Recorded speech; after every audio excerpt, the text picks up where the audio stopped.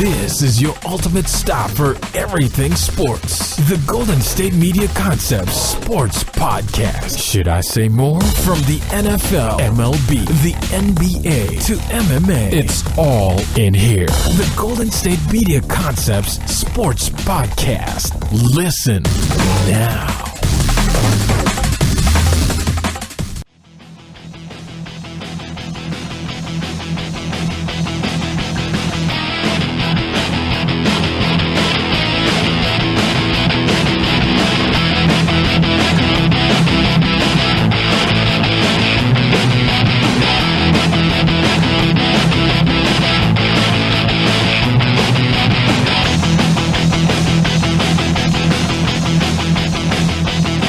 Hello, everybody, and welcome to the GSMC Sports Podcast. We have a lot to talk about in the world of sports, definitely, because, wow, what a wild weekend. Yeah, you could say that again. Based on what we saw yesterday, it seems like everything we thought about the NFL kind of went out the window. Yeah, absolutely. There is no question about it that this was a completely... Well, you could see a miracle in some games, especially in Miami, for sure. Absolutely. I think I want to talk about that first and foremost. The ending of Miami and New England was probably the highlight of the day. I would say that's probably a game that a lot of football fans will remember 30, 40, 50 years from now. Oh, it's definitely going to be on like some top 10 lists for sure. No question about it. And, you know, how that play went down. Like Kenny Stills lateral after that, like basically kind of like a hook and ladder play, and then giving it to Kenyon Drake, and then it looked like he didn't expect it to happen. Like he was just like looking for someone to lateral to, and then he was like, "Wait a minute, there's a hole right there. I'm just gonna run it." And then Gronk almost falls on his face. Yeah, he's like that stumbling cameraman around. did. Did you see that cameraman fall? I forget what game it was, but there was a cameraman that fell on his face. Yeah, what game was that? He was trying to run behind the players, and then he stumbled. Then how they filmed it would look like he like collapsed like in some sort of like a scary situation. Like, oh my god, is he like medically okay? Yeah. But then you see in the background him stumbling like it's a cartoon, and so yeah. You know, we talked about how the Dolphins have this weird thing with Tom Brady where they're able to beat him, and they've won I think now 6 of the last 8.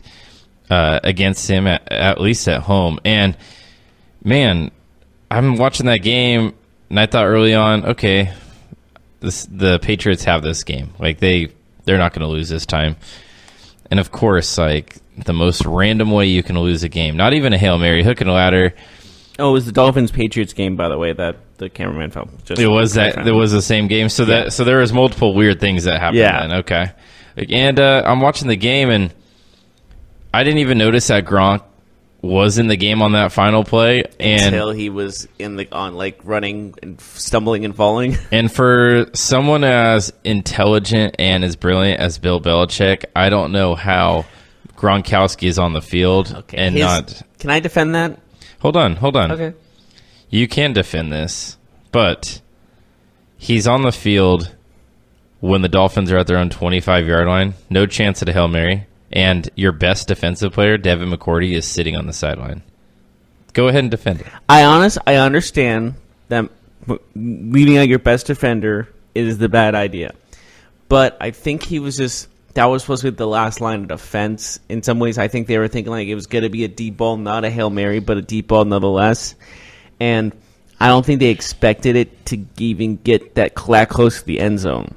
You know what I mean? I think it was more of a we got to get Gronk there just in case they like have some guy trying to go deep. He was a last ditch effort guy. Like they were expecting some sort of Hail Mary type play, and that's why Gronk was out there. And obviously that wasn't the case, and it turned out to be in favor of the Dolphins as they just completely shocked the Patriots and gave them hope for a playoff spot because they're 7-6 right now. They still have a chance to make the playoffs. There's hope there. Yeah, absolutely. That was a big win for them. I still don't understand why Gronk was in the game. Like even if they throw a Hail Mary and it gets to the 30-yard line, I want my defensive players in the game there. Now if it's a throw that I'm confident that will hit the end zone in the air, then of course I want some taller players in the game. I totally understand putting in a guy like Gronk in there, a big physical guy, but like we already knew that it was going to be a hook and lateral type situation. It wasn't like Tannehill was going to drop back and throw the ball 80 yards into the end zone. That's not Ryan Tannehill. Yeah, Ryan Tannehill is not a deep ball thrower. He doesn't have that arm strength. He's more of an accurate passer. You know what I mean? He's more that way. And yeah, that was probably not the best decision to make in any way, shape, or form for Belichick. But, you know, they're still 9-4. They're still a second seed in the AFC. Mm-hmm. So it wasn't like any harm was done, per se, because they're still in a very weak division in the AFC East. But it does bring in the question of, like, how this team is not as dominant as it used to be. Yeah, and I think we saw that. I think what we learned yesterday throughout the NFL was the best teams are not as good as we thought they were, and the difference between the best teams and the worst teams is not a lot. And you know, it's a conversation that people have with the NFL that it's the one sport there's a lot of parity where the best teams are not that much better than the worst teams. And I think we saw it first and foremost yesterday, not just with the Patriots Dolphins, but I mean, you look at the Chiefs, they won, but they struggled. The Steelers lose to a really bad football team. I mean, even the Rams looked very beatable last night. They looked very average. The Saints, in a win, still didn't look all that dominant over a inferior Bucs team. They looked actually kind of weak. I think we saw it just throughout. I don't even know. I would say every team that we think could make the Super Bowl looked very vulnerable yesterday. Yeah, it was completely shocking that they were struggling against this team that they scored countless amount of points on in the first week, and vice versa for Ryan. Of course, it was Ryan Fitzpatrick, not Jameis Winston, and Jameis Winston getting in the face of, I believe it was his center, if I'm not mistaken, or his right guard. Yeah, one of the linemen. Yeah, and he has not earned that right to criticize. I feel like if he was the definite starter in the leader, I would get it, but he's been in and out of the starting position for a while now, and I felt like he had no right to get in the face of one of his linemen. What do you think about that? Yeah, I don't know. I mean, it depends. If there was a situation where the lineman misread an assignment or something like that, then I really, it was it's a hard penalty. to tell. I understand that, but the fact of the matter is he still should not be criticizing of all the things he's done in the past. But anyways, regardless, can I just say, going back to the Dolphins one more time, Those uniforms are amazing. I love those uniforms. Yeah, they always have a pretty nice... I love their classic. I honestly am not a fan of their new modern look. Their new logo's a lot to be desired. I miss their old stuff. Yeah. The teal and orange is always a nice combo. They can have fun with that. It's like too much teal now. The current ones? Mm-hmm. Yeah, it's too much. But I just had to say, like, I was watching that game, like, I love those jerseys. Those are so nice. So smooth. But yeah, we talked about the Dolphins' miracle, and then that's basically the miracle for the playoffs because that might edge them into a playoff spot, wild card spot, because there's a lot of 7-6 teams still out there. The Ravens lost, which was huge for the Dolphins and the other 7-6 teams that are looking to make the playoffs. The wild card is wide open. Yeah, the Colts and the Titans won, so they're right there. And we got to talk about the Texans' 9-game winning streak, the longest winning streak in the NFL at the time. The active streak is officially over. Yeah. Before we get into that, I want to talk about maybe the game that stood out most to me, and that was the Bears beating the Rams, and a very dominant defensive performance. 7 interceptions total for both sides. In fact, both defenses played really well. It was a game where there was a lot of offensive miscues. And the defensive side for the Rams has never been like amazing, like especially in the secondary. There's like they have a lot of injuries and like Aqib Talib going in and out of the lineup a bunch. But man, they really stepped it up. But the Bears still, like, this was a statement game. Like, this team can go to the Super Bowl if they keep playing like this. I will say defense-wise. I will say that my feelings about this game are the exact opposite after watching them. This game showed me that I don't think the Bears can make it to the Super Bowl, if anything, to be completely honest with you. And the reason why I say that is they beat a Rams team who probably played the worst game they've ever played under Sean McVay. They played them at home, and they still had a tough time winning this football game. It was never clear-cut until the end, until the last 3 or 4 minutes. And I don't see them being able to do this on the road. And they're going to have to do this in the playoffs on the road, either against the Rams or the Saints or both. And I don't see them doing that in those environments. Now, can they win a game, an ugly game like this at home in the cold? Absolutely.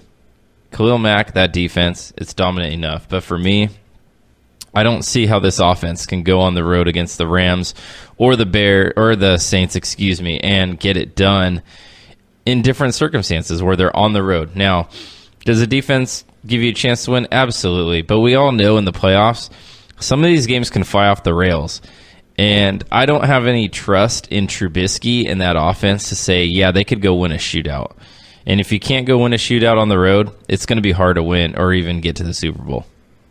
Okay, I see what you're getting at there, but I looked at the ball. I understand what you were looking at.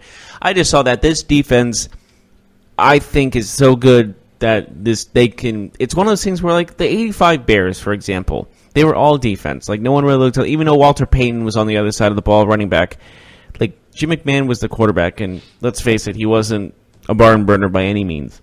And I see a lot of the 85 Bears in this Bears team where it's a lot of great defensive players and some offensive players that just need to manage the game.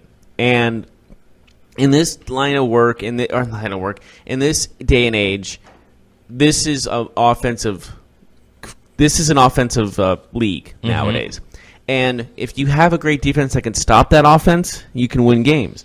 And the Bears can win games, and I think this was a proving point. Like, I understand what you're getting at. I agree with you that there are a lot of weak points in the offensive side for the Bears, but the defense is so strong, I think that they can make up for that. Yeah, I don't see it happening at all, especially on the road. At home, for sure. At home in the cold, but we're talking about them playing against a Rams team. A Saints team. Yeah, well, yesterday, they play a Rams team, Jared Goff. That's a team that doesn't have a lot of experience playing in cold weather, and I'm not saying that was the only reason why, but when they play that rematch, if they do get that rematch, it's going to be in Los Angeles. And yes, the Bears defense is very good. It might be the best defense in the league, but who had the best defense in the league last year? Last year, the best defense in the league was Jacksonville. Oh yeah, and Jacksonville. They've been so bad this year. I forgot they were good last year. They had an offense that was very subpar. They get to the playoffs. They win. That's the AFC title game. I know. They win an ugly game against the Bills. Okay, granted. Yeah, and then they had to go on the road, and then they had to beat Pittsburgh, and they did. They beat Pittsburgh. They scored around 40 points. They scored 48 points in that game. Yeah. I'm not saying the Bears can't do it, but my point is that they needed something absolutely bananas to happen to win that game, where a Blake Bortles team scored 48 points. Trubisky's better than Blake Bortles, but I don't know if that offense can go somewhere and score 40 points if they need to, and I think they'll have to if they want to be a contender. But that was just my opinion. My feeling from last night was, yes, it was a great performance by the Bears, but it made me actually feel less confident about their chances, which is kind of weird to say. Well, I think the thing for this was the fact of the matter is we did not expect the Bears to be this good this season. We did not. Of course, they got Khalil Mack. I understand that changes a lot, but we still thought this was an 8-8 team at best, because who knew one guy could turn a team around this quickly? And Khalil Mack is that guy that turned him into probably the best defensive player in the NFL right now. I would say Khalil Mack. Is that him or Donald? It's him or Donald for sure. Oh, absolutely Donald. But I don't think Donald can boost a team's morale like Khalil Mack did. The Bears could, but the Bears have a really good defense other than Khalil Mack. Yeah, but it just really, like last year, it didn't really show. This really showed that this team has something special about it.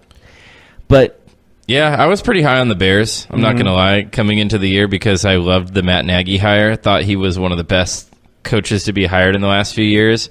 And the reason why I felt that way was because a lot of good coaches come from Andy Reid and the Andy Reid coaching tree. And Andy Reid absolutely gushed over Nagy so many times. Talked about how of all the good offensive minds that he's had, that he's been around, that Nagy was clearly the best one. And I think that showed, and that has shown this year. Obviously, that defense is devastating. But I was a little higher on the Bears. I thought they could compete for a playoff spot. Did I think they would win the division? No, I thought it was Minnesota, which is still up in the air. We don't know for sure who's going to win that division just yet, but the Bears are in an obviously great position to go ahead and get that done. Yeah, there's still this NFC, who is going to make the playoffs, is still honestly wide open in some of the divisions for sure. And with this, you look at the fact that the Bears, they are probably going to make the playoffs, in my opinion, and they'll have to play away probably a majority of their games. If they make it far enough in the playoffs to get deep in the playoffs, they'll have to keep battling. If they play against the Saints or the Rams, they'll have to play in a more of a warm weather area than they're used to. Mm-hmm. And you say this, of course, we also talk about how Denver has the advantage in some of the games because of high altitude.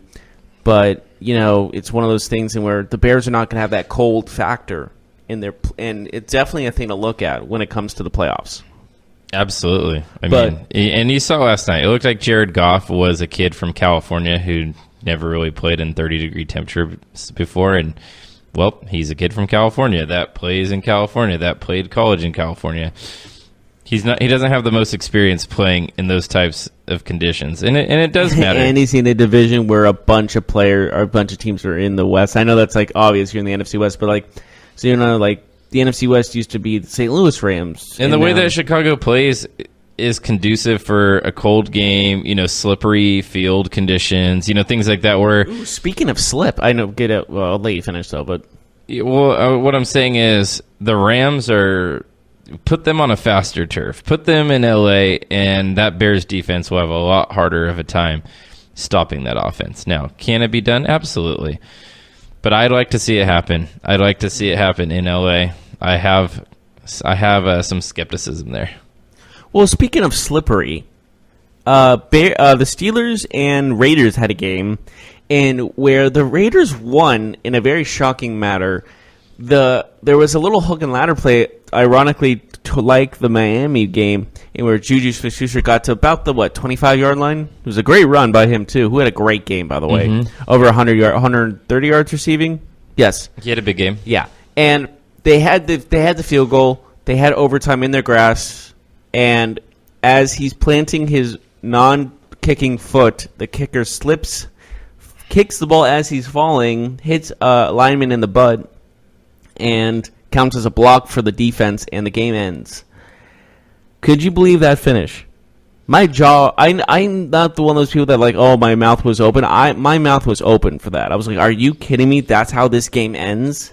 Yeah, that was incredible. It's also weird, too, because Boswell is known for kicking in all types of adverse grass conditions, and, he kicked in Oakland. You wouldn't think that would be a problem for him, maybe if you're a kicker who kicks a lot of indoor games, but he doesn't.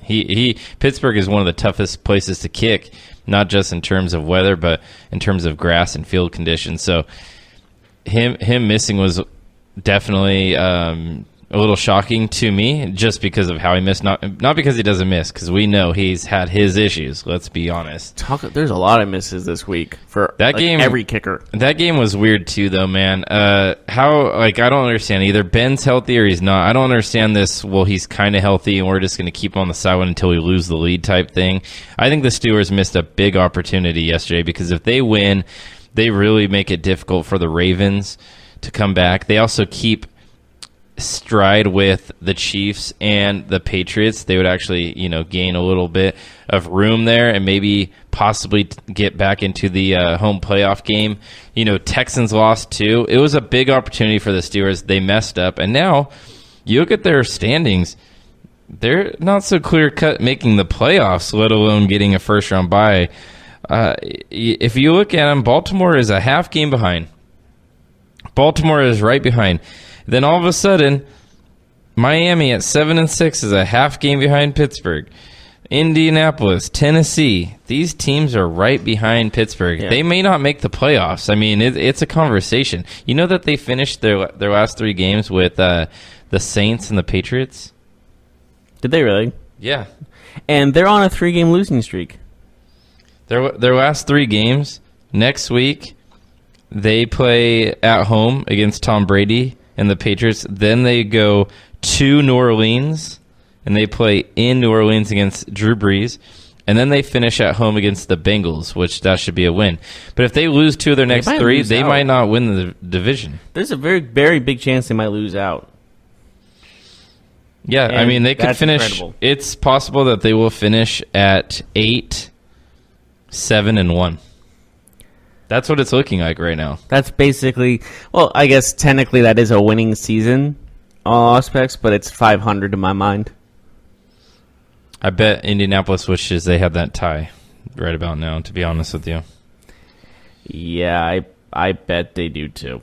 And you look at the Ravens, they have a tough schedule, but if they win 2 of their last 3, they'll probably win the division. They play the Bucks, they play the Chargers, that's a tough game, and they play the Browns, which could be a tough game, but it is the last game of the year. I think the Ravens are actually looking a little bit better than the Steelers at this moment to win the division. We'll see. If you don't win that division either, you may not make the playoffs because there's a lot of teams, we just talked about them, right on their heels. Oh yeah, this is going to be like going down in the wire. Week 17 might lead to win-go-home situations for a lot of teams. Yep, absolutely. And that's the beauty of football. I love when the football playoff race is so heated like this. There's sometimes in the playoffs where like everyone's already clinched something by now, but there's only 2 teams that have clinched, and that is the Chiefs and the Rams. But they've had such good seasons that was almost like a foregone conclusion. But everything else is still up for grabs. Yeah, pretty much. We usually have more than 2 clinched playoff spots by now. Well, the Saints clinched the division yesterday. Oh, yes, they did. They also did. So 3. Because the NFC South is oddly Well, that was terrible. kind of a given. Yeah, I mean, the Panthers went on a 4-game losing streak, which is weird. That They were 6 killed and them, 2. yeah. But you don't see like 3 playoff spots, and usually it's like 4 or 5 by this point. So it's kind of it's like I put like it under the average, definitely. Yeah, absolutely. It's just a wild week so far, and we'll get to talking about the rest of the NFL after we go to a break. But before we go to a break, I want to talk to you a little bit about a great gift for the holidays, and that is with Audible. What would it look like if we all just listen more? Listening to audiobooks inspire us, motivate us, and even bring us closer. And there's no better place to listen than Audible. Get your first audiobook free along with 2 selected Audible original titles and exclusive fitness programs when you start a 30-day trial. So take the time to listen on Audible. Just visit audible.com/GSMC book or text GSMC book to 500 to get started. Right now, for a limited time, you can get 3 months of Audible for just $6.95 a month. That's more than half off the regular price. Go to audible.com/GSMC book or text GSMC book to 500 to get started.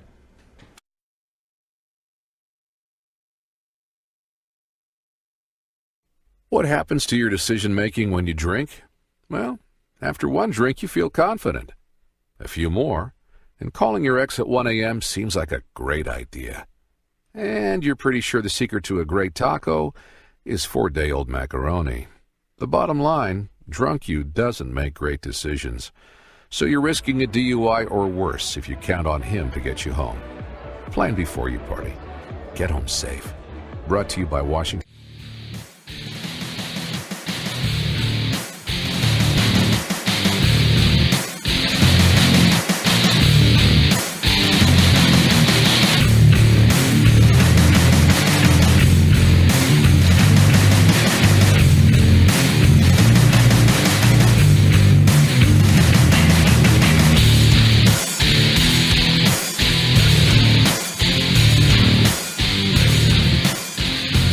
Welcome back to the GSMC Sports Podcast. We have still a lot to talk about in the NFL. A lot happened in this week. of a great week. Probably the best week I've seen in football this year. What about you? Maybe. I don't know. I mean, there were some upsets. It was interesting, but there was some also terrible play, I think. There's a lot of exciting finishes, and that's what I love the most about football is exciting finishes. Yeah, absolutely. A lot of games came down to the very end. Another game that was really close that I enjoyed was the Cowboys win over the Eagles, 29-23. A final, of course, in overtime. Amari Cooper just went bananas in that second half. I mean, he didn't really do a whole lot at the beginning of the game, but 3 touchdowns all in the second half, including the decisive overtime touchdown catch. 29-23, this was a game a lot of people were excited about. There's some trash talk going on, especially from the Philadelphia side. What was your thoughts on this win by Dallas? This win by Dallas was something else because I don't think anyone expected the game to go down like it was. It was a slow-scoring game at first, but then the second half turned the tide. And, of course, there were some Eagles that cried foul because after the game, there was a talk of a certain Eagles defensive back. I'll say his name, Malcolm Jenkins. I didn't want to bring him up, but it's probably his name's already known. Malcolm Jenkins replied and said, quote, "Stay off the bottle," after the controversial calls in overtime against Dallas. So they cried foul. What do you think about that comment before I start talking more about the Cowboys? What do you think of the calls that happened? Because there were some questionable calls. There were some really bad calls, but I think there is bad calls both ways. I will say, though, that I think the worst call of the game went against the Eagles' way, and that was the offensive pass interference. That was an offensive pass interference. That was or wasn't? Yeah. You know what I mean. You're saying it was correct call? Or No, it was the wrong call. Oh, yeah, definitely. I mean, if you call that offensive pass interference, you might as well throw a flag on every play. That's what I meant. I mean, I said that wasn't pass interference. Yeah. So there were some weird calls. I mean, Elliott got that flag for lowering his head. That was weird. They both lowered their head, but he got the call. There was definitely a couple weird moments in that game. I don't like the fact that sometimes when you try to hit a guy with your shoulder, it looks like you're leading with your head, and they call it. Like, there's some and then what are you gonna do if the dude also dives? You can't stop your momentum if you're already diving. Like, if you're going for a tackle at his chest and he dives. Mm-hmm. And then you hit him in the head. That's not your fault. That's just that you can't literally stop yourself just like that. You know what I mean? That's not how physics work. That's what I don't like about the call about leading with your helmet or unnecessary roughness or personal fouls, because sometimes you're aiming for their gut or aiming for their legs, and then they also duck their head, and then you hit them in the head inadvertently. That's not your fault. Mm-hmm. That's not unsportsmanlike conduct. That's not a personal foul, because I don't understand how they expect these rules in the NFL. I don't know how they expect you just to stop dead in your tracks. Yeah, and with that win, the Cowboys improved 8-5. That division's pretty much wrapped up. They have a 2-game lead on Philadelphia, and they hold the tiebreaker, so they'd have to lose out, and the Eagles would have to win out for the Eagles to win that division. So you're just taking Redskins right out of it after their loss? The Redskins are done. There's no chance. Yeah, well, we still hope for the recovery of Alex Smith, of course. Absolutely. He's still going through a lot. So, but in terms of what's going on the field, I mean, the Redskins have now lost 4 in a row. They're done. They're in a free It's a shame. It's a shame, though. They were blown out by the Giants yesterday. The Cowboys are going to win the division. The Bears are probably going to win that division, although it's less.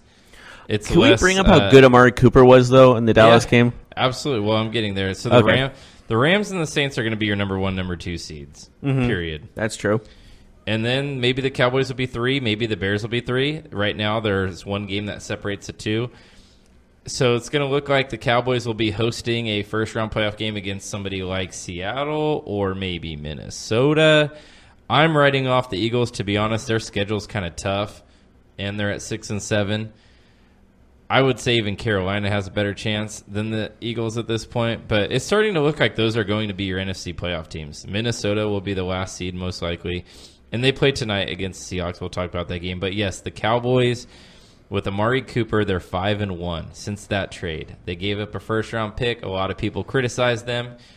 A lot of people did, yeah. I thought it was a decent trade. I mean, I didn't like how much they gave up, but he's a really good player, so he's been the difference for them. I mean, we have to say, yes, that defense is good, but, he has 628 receiving yards in the 5 games that he's been with the Dallas Cowboys. He is leading the NFL in receiving yards in that time. When this trade first happened with the Raiders, everyone was like, wow, the Raiders stole a first-round draft pick. They're going to get, the 2 top 10 picks at least.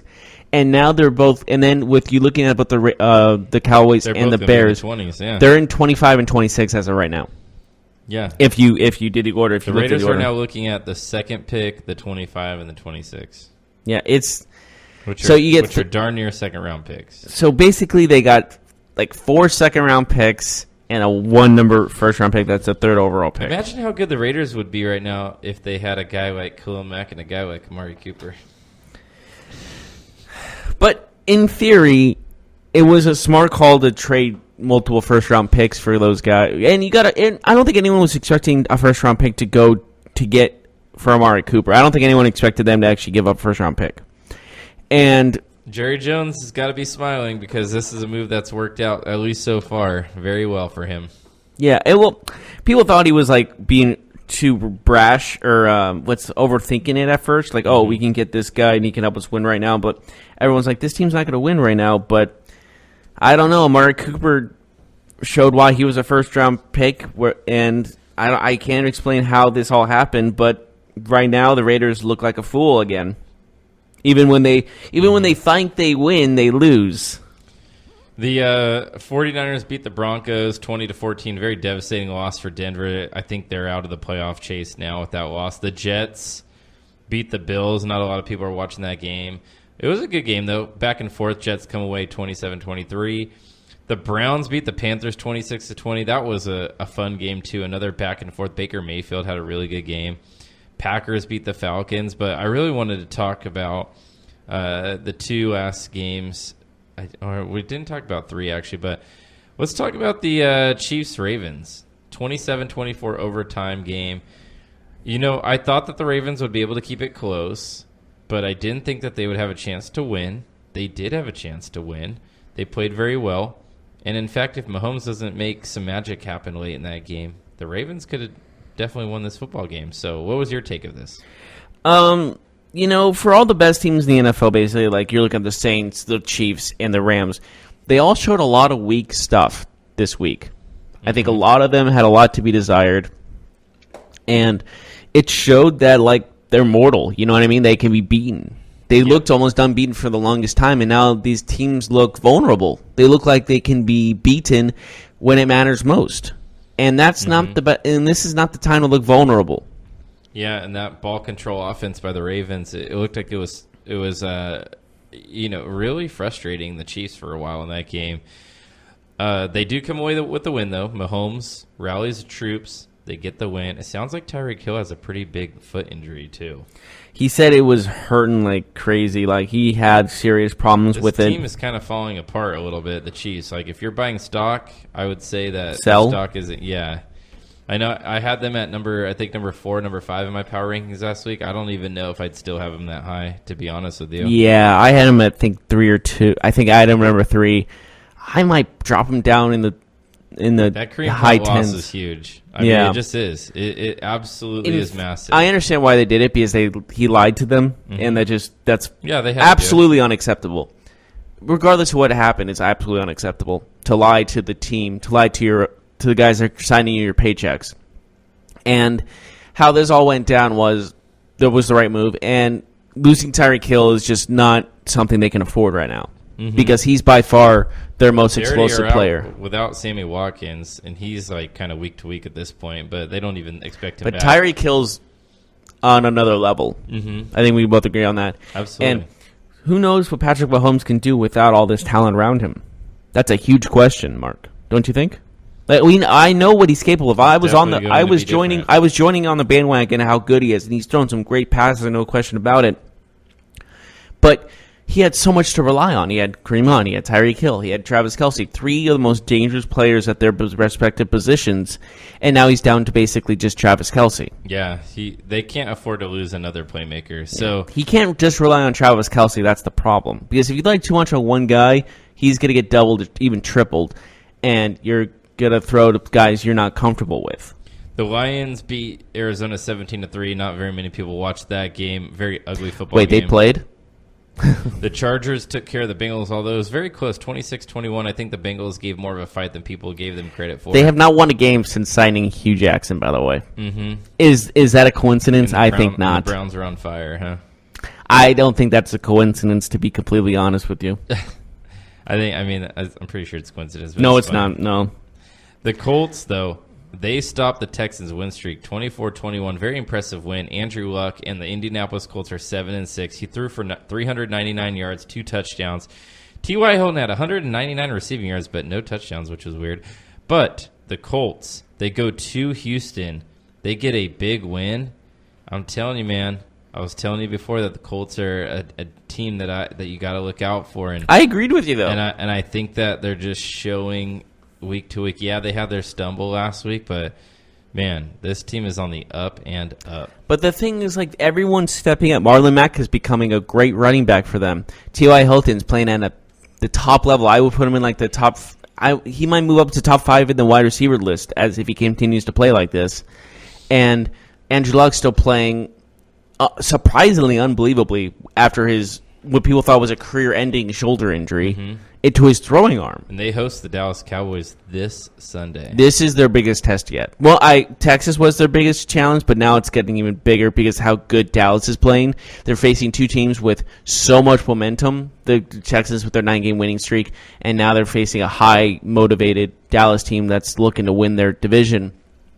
And also the fact that what was Clowney doing when he jumped? He's on the outside of the ball. I don't think he's getting to the guy regardless of if he got jumped right or not. I have no idea. It was a big mental error that cost. Would you blame Clowney for that loss? Or Clowney for that, I guess, the end of the game, basically, because they had a 4th and 1.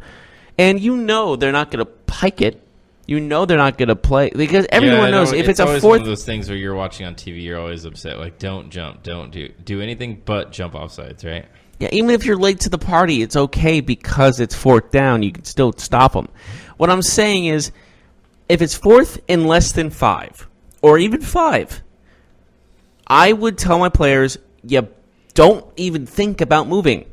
Think about something other than football. But what do you do when they do? I mean, it's like, I guarantee you the coaches told them that, but they jumped. Like that. It's like the oldest thing, right? I'm pissed at Clowney if I'm You're them. not benching him, then. I know, but I'm like, I got to set an example, though. What do? You got to punish him somehow. Fine him. Sure, yeah, right. Fine him an undisclosed amount of money. Make it like $1 or 1 cent or something so no one knows. And make him an example. Giants, we talked about earlier, but the score was 40-16. They just destroyed the Redskins, who, with Mark Sanchez, are not a real football team. Makes you wonder why they signed him in the first place, but they did. And they said he was a better fit than Colin Kaepernick was, which is still questionable, definitely. I don't even know if that's questionable. When you talk about it, people were like, a lot of people think Kaepernick's a cancer because of his kneeling down in the national anthem and stuff like that. And I've actually talked to some people, I won't say names, but they just think he's a cancer, think he's this and that, and he's too much of a distraction. But Mark Sanchez, I think Mark Sanchez's play yesterday was a cancer and a distraction, to be honest with you. Yeah, I would have picked Kaepernick over Sanchez any day of the week. I don't care how long it's been since Kaepernick has been on a football field and snapped the ball, but anything would have been better than Mark Sanchez. You see the Saints beat the Bucs 28-14, a very slow start for the Saints. The Buccaneers actually ran out to a nice little lead, 14-3 at halftime, but everything fell apart for them in the second half. The Saints, a very ugly win, but hey, they do enough. Breeze was kind of pedestrian. 1 touchdown, 1 interception. That's just not Breeze-like numbers. Usually it's 4 touchdowns, no interceptions, or 3 touchdowns. But the Saints get back on track, so that was a good win for them. But we got to talk about tonight. Vikings are going up to the Pacific Northwest to face Seattle. It's a big game. 6-5-1 Minnesota, 7-5 Seattle. This is a wild card playoff situation right now. Right now they're 5-6 if the playoffs started today, so we know it's a tough game. Seattle is favored by 3.5. How do you see this game going? It's at Seattle, so I got to give the edge to Seattle on this one just because that's just how the home field advantage in Seattle works. Basically, kind of accepted that fact. But I'm not leaving out Minnesota yet. But I'm still giving the odds to Seattle. But I'm going to say it's going to be at least maybe close. I don't make no sense. So how do you see the game going? How to see the game going? I'm going to give it the ball. I'm going to give the win to Seattle on this one. Okay. And I'm going to see it like I'm going to see a relatively high scoring game. Give me like 28-24. Give me Seattle winning this one. So, Go ahead. I'm just saying like there's just home field advantage is one of my key factors in that. And Kirk Cousins just has been kind of off lately. He's been kind of So that's why I'll give that to So him. we both got 7 picks right in our when we went through our games. Did we really? Yeah, we both got 7. I needed the Bears to win last night to give me 7 and you to stay at 7, and that happened. You're taking Seattle. I do let you pick first. I'll just take Minnesota because I do think it's going to be a close game. I think it could go either way. But I like Minnesota to make a statement. Now, I know Seattle's at home. It's going to be tough. But I think Minnesota makes a statement tonight. But I do like it being a little bit of a high-scoring game. I agree with that. I would say you said 28-24. Give me 30-28. Minnesota gets the win. So we both expect a relatively close game. On a last-second field goal by Dan Bailey to win the game. So, anyways, I think we need to go to a break soon. Yeah, sure. And when you think about breaks, do you ever like to read books? Or do you have time to read a book? I wish I had time to read. Well, I got something for you. Right now, for a limited time, you can get 3 months of Audible for just $6.95 a month. That's more than half off the regular price. Give yourself the gift of listening. And while you're at it, think about giving the gift of Audible to someone on your list, on your loved list, on your Christmas list, or any other list for that matter. If for more, go to audible.com/GSMC book or text GSMC book to 500-500. That's GSMC book to 500-500. And with this code, you will get some good little goodies. You can get your first audiobook free along with 2 selected Audible original titles exclusive to Audible. An exclusive fitness program when you start a 30-day trial. So take the time to listen on Audible. Just visit, once again, audible.com/GSMC book or text GSMC book to 500-500. I can't trust enough how this deal can be so beneficial to you, so act now before it's too late.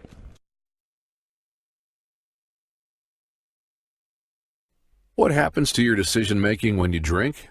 Well, after one drink, you feel confident.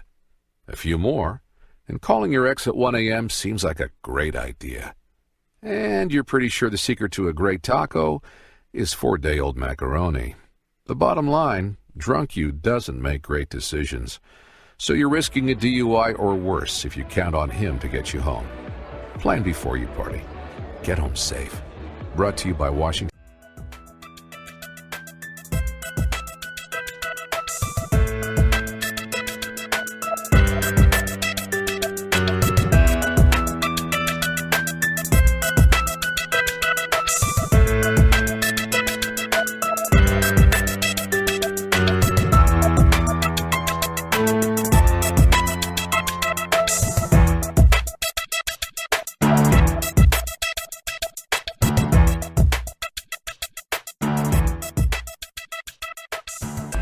Welcome back, everyone, to the GSMC Sports Podcast. We finished talking about the NFL. We got all those games lined up, and now we're going to talk about the National Basketball Association.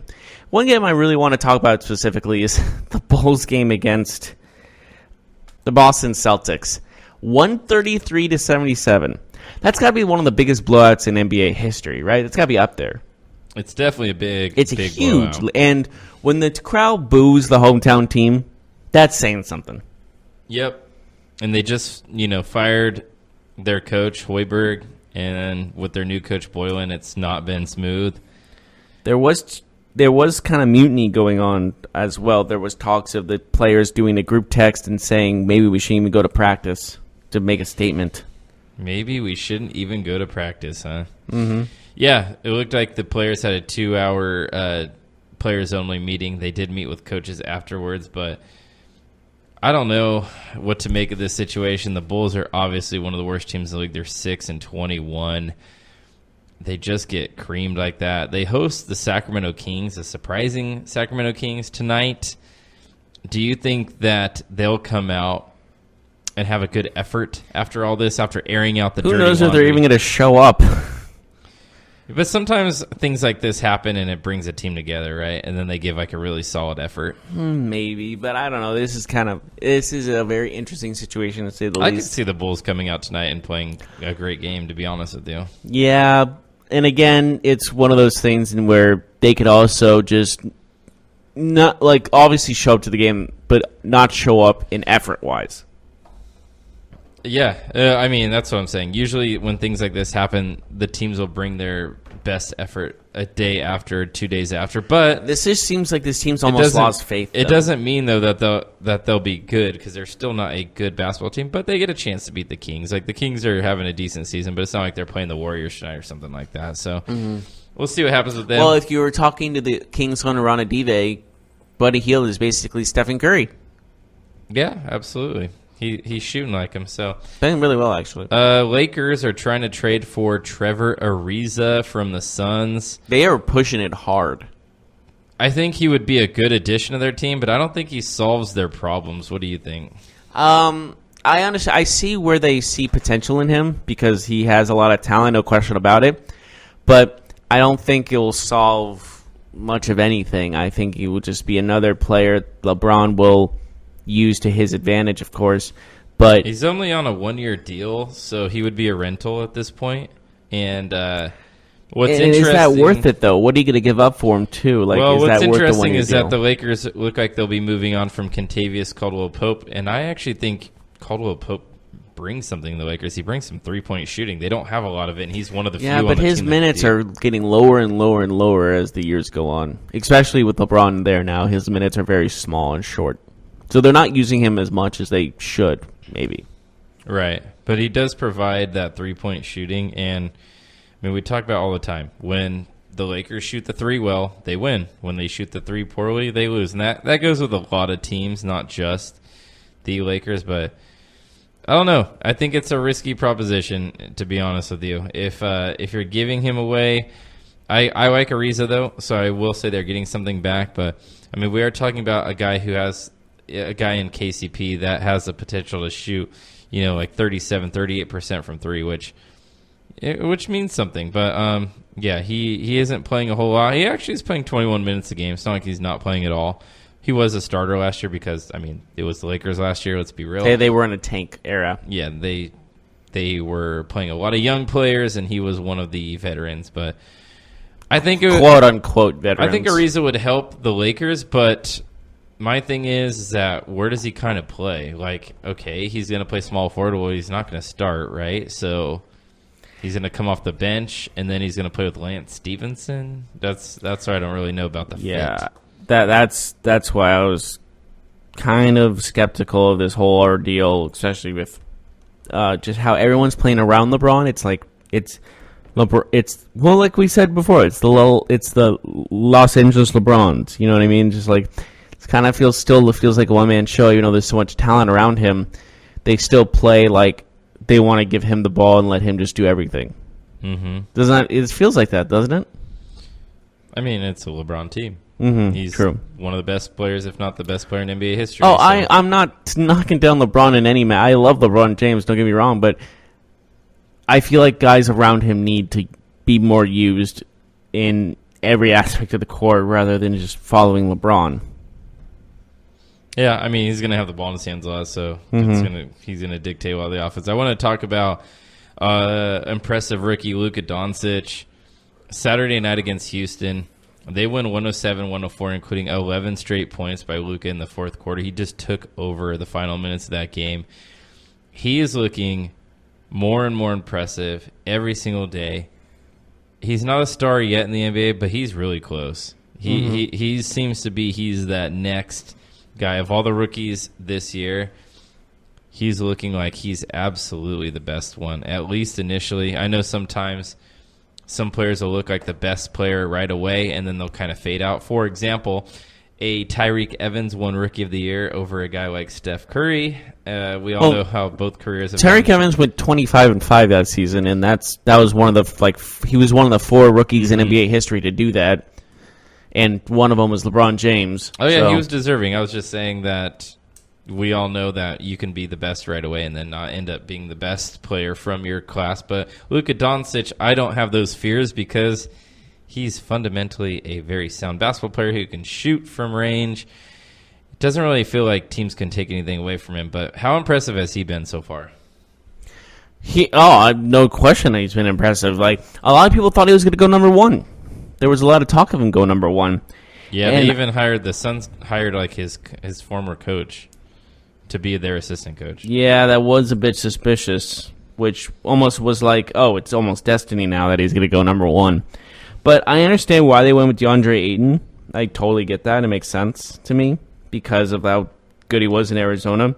And it's like they're from Phoenix, so it just makes sense that he's in their backyard.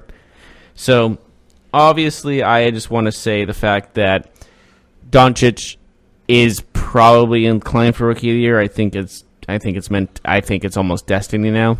Mm-hmm. And Dallas is in the playoffs as of right now, so it's not like it's a shocker, it's not like it's a shocker if he gets it because he might lead them to a playoff spot.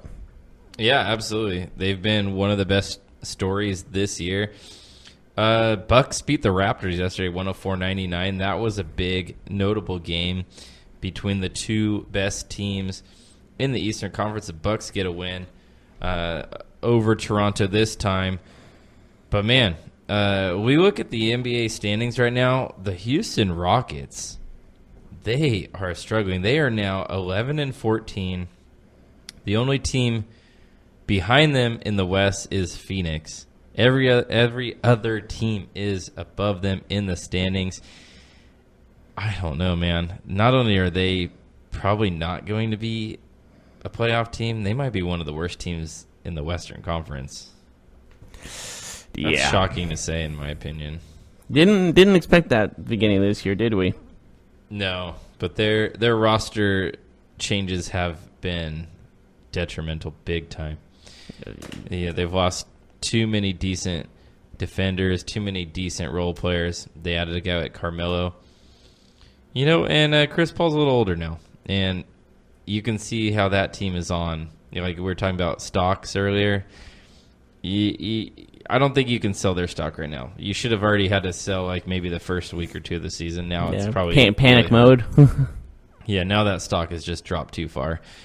But anyways, what do you say we go to a break? We can totally go for a break. All right, when we come back, let's talk about some other things that happened in sports, including the Heisman Trophy winner was announced, and also UFC, the event that happened this last week, and we'll talk about it. That was the Holloway Ortega headliner, and also the Shevchenko and Joanna Jędrzejczyk co-main event. So we'll talk about those fights when we return.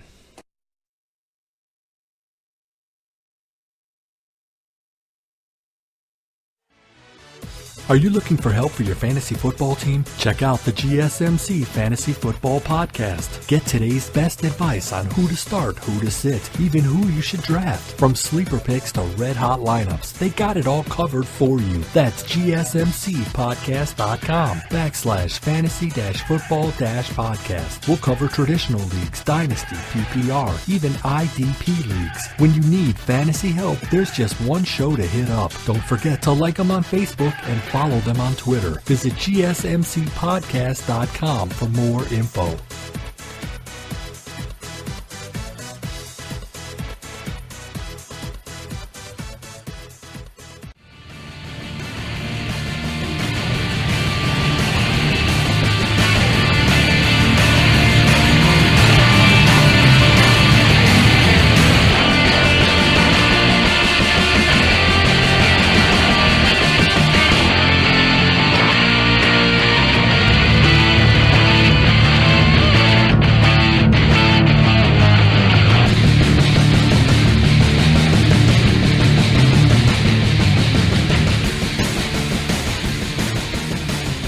Welcome back to the final segment of the GSMC Sports Podcast. We got to talk about the Heisman winner. And it's an Oklahoma player, and I'm not talking about last year. We have a back-to-back Oklahoma winner. Kyle Murray is the winner of the Heisman Trophy. I think we both predicted that. We did, and we also say that he's probably still going to go to baseball. He might. I think a lot of it, I think his future really, really will be determined here when he faces Alabama. Because I think he hasn't declared for the draft yet, has he? No. If he has a good game, if he has a really good game, like a standout, like Deshaun Watson type performance in a big game, I think that may change his mind. If he looks pedestrian, who knows? But I don't know. I think he's being honest when he says that he wants to do both, or he's thinking of doing both.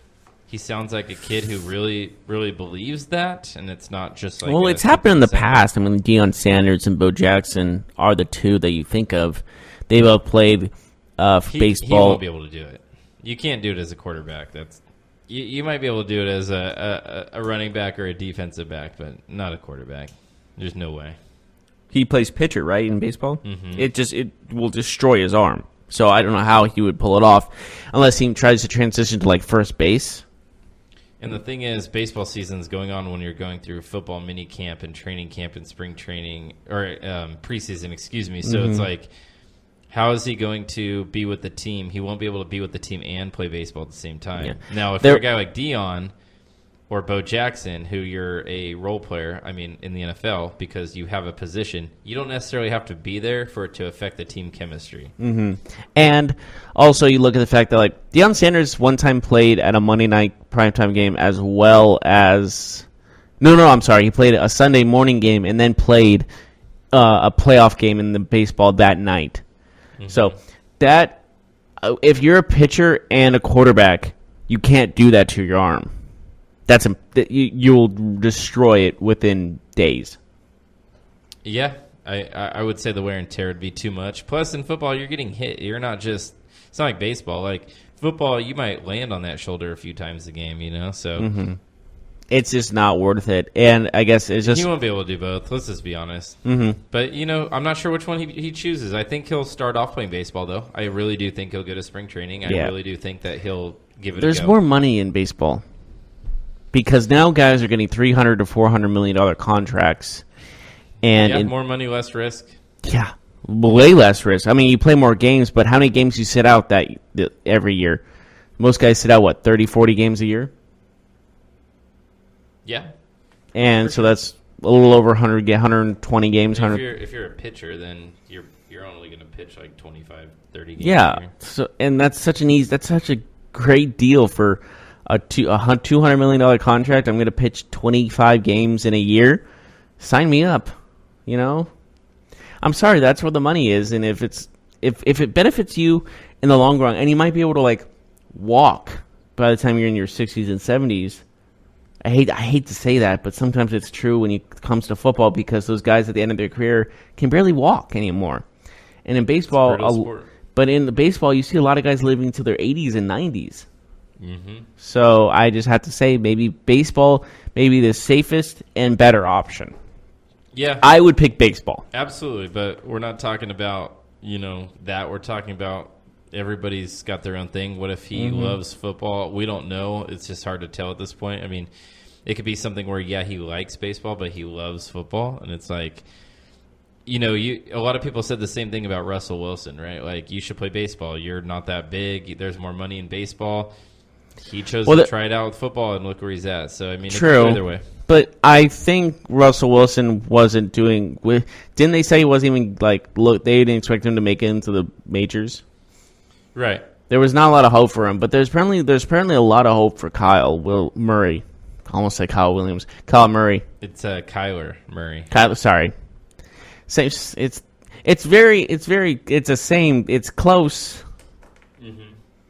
So, we'll see. I mean, Russell Wilson, obviously it's a little bit different, but he was also a third-round pick.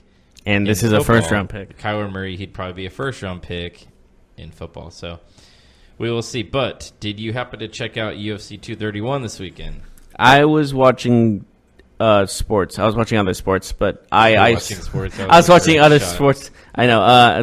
That's not what I meant. I was just watching other things. I did see highlights of it though. So UFC 231 in Toronto, very interesting event, that's for sure. Max Holloway, he defeats Brian Ortega. He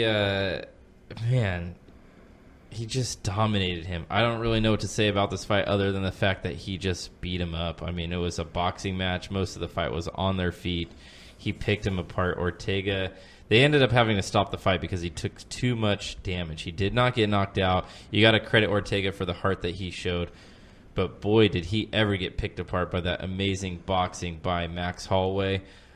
He said he was going to end it that round. Maybe he was talking to Joe throughout, and then he's saying, 4th round, this is my round. And then the round ended, he's like, I didn't knock him out. And then he hears the guy couldn't continue. He's like, oh, that works. I'll take that one. Yep, so the UFC featherweight champion Max Holloway, he retains his status. Did you see his face during the press conference? Holloway or Ortega? Both. Holloway's Ortega's eye was completely closed. But Holloway, his nose looked pretty messed up himself. Yeah. I mean, that's how they look after they fight, right? They get but it looked even more red and swollen than most fighters. I thought maybe just his nose in general, but definitely his opponent looked worse than he did for sure. Mm-hmm. Looked like he got hit by a bus or hit by a baseball going 100 miles an hour. And then over in the co-main event, Valentina Shevchenko, she fought against Joanna Jędrzejczyk, and similar to... Can you say those names like 3 times fast? I don't think that's possible. Similar to the men's co-main event, it was a very dominant performance by Valentina Shevchenko as Joanna could not close the gap. She just picked her apart, and you could tell right away that Shevchenko was a stronger fighter. Now we know that Joanna had to go up a weight class, and it showed, in my opinion, because she couldn't match the power, the strength of Valentina Shevchenko, who is just a master inside the octagon. She wins by decision, and these girls have fought each other before. We'll probably see them fight again, but it was a fun event. Maybe it didn't have some of the moments that some of the other UFC events have had, but a strong card overall. Anyways, anything else you'd like to talk about today? No, I think we got all that out of the way. Patrick Mahomes' no-look throw. Yeah, that was nice. That I think that we forgot to talk about how awesome that was. Mm-hmm. And that's it about. I think we got everything. All right, cool. Tune us in for the football podcast today, as well as the fantasy football podcast today. If you want to hear more of us talk, which why wouldn't you? We are sounding amazing. And, we're on radio for a reason, so we're probably not that attractive. Hey, speak for yourself. I was kidding. Well, you're married, I'm not, so I guess I'm the more handsome one. Anyways, thank you so much for joining us. We tune us in today for the other ones, like I said, and also tomorrow we're doing basketball and football, as well as regular sports. Like every day we do sports. Thank you so much for joining us, and we will see you next time. You've been listening to the Golden State Media Concepts Sports Podcast, part of the Golden State Media Concepts Podcast Network. You can find this show and others like it at www.gsmcpodcast.com. Download our podcast on iTunes, Stitcher, SoundCloud, and Google Play. Just type in GSMC to find all the shows from the Golden State Media Concepts Podcast Network, from movies to music, from sports to entertainment, and even weird news. You can also follow us on Twitter and on Facebook. Thank you, and we hope you have enjoyed today's program.